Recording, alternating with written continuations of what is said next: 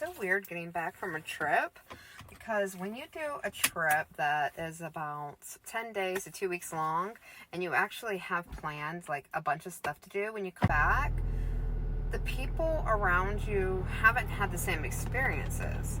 So it's like stepping into a new timeline for you, but then also remembering the dynamic of who you were in the past.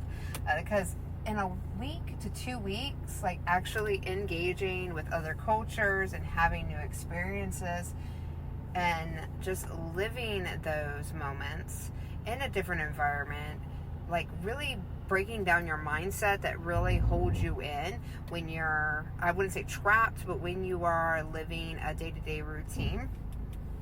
It really expands your mind when you break free of that space, when you break free of your day-to-day routine, mindset, habits, rituals.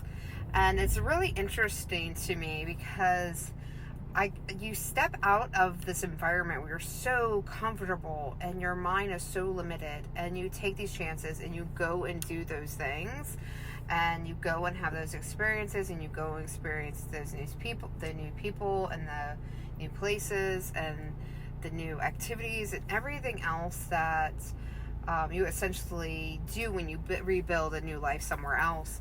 You're essentially doing that on these a little bit longer term, or in these longer adventures, in these longer trips.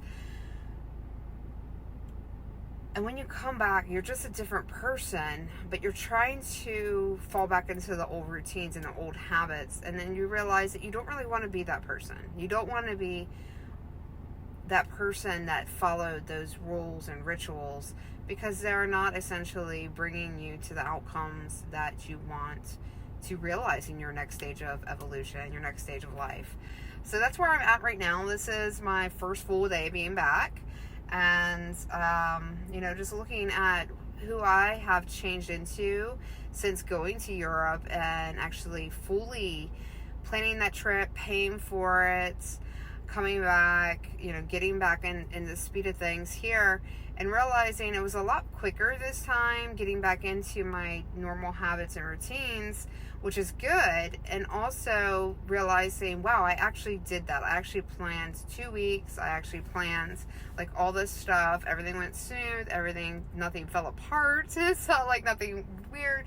It was a really good experience for me to do, because this is the first I would say solo trip experience that, even though it wasn't solo, it was with my older daughter, but solo in the fact that I didn't have anybody help me plan or help me figure out like the planes, the trains, the transportation. And I was so much more comfortable, but I wouldn't be in this position where I was comfortable, scheduling flights and trains and Ubers and taxis and being comfortable around people and vocalizing what I expect of them and what I expect of the services, and really being discreet, not really being true to myself, and putting me in environments that I really wanted to be in this whole trip. And just coming back and just reflecting on that and going, wow, I need to do that more in my life here. I need to be putting myself in a better position here. I've gotten too comfortable doing exactly what I'm doing here, and I have stepped out of my comfort zone somewhat, especially in this last few months, in fact this whole year, stepping out of my normal routines and rituals and stuff, even from just last year, but definitely from 2, 3, 4 years prior to that, where I have taken a lot more risk, where I've actually offload services, even though like 1 month I would hire somebody, or I was like, hey, I'm going to get this. And then I'm like, well, maybe I won't keep them that long. But it's already been a few months that I've already had, some new things in my life, and going, wow, I've got all that free time left, because all these other people are taking care of my services.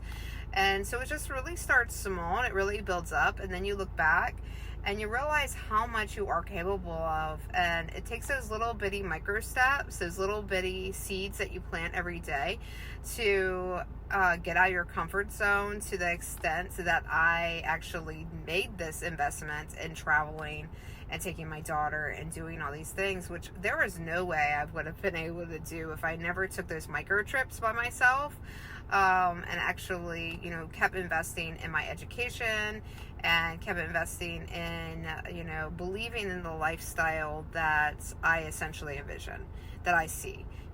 One of freedom, one of total freedom to do things, to invest in projects that I feel passionate about investing in, to actually believing in myself enough to invest back into my own learning, to my own businesses and my own, direction, and the, building upon that, that global brand that I see, that I know can be realized. I just don't know exactly how. And I don't know all the details. But I just know that it is there. And I just got to believe that it's there and keep making that process easier on myself by taking these little micro risks, you can say. And then, keep putting myself out there. And, like I said, really believing in myself. Keep putting myself out there. And just keep taking, bigger and bigger risk. And the more bigger risk I can take in the shorter span of time, the quicker my bigger dreams, my bigger goals will be realized. So now is the next phase, and I'm super excited about this new phase, even though, yes, I am still nervous because it's things I haven't done essentially for myself.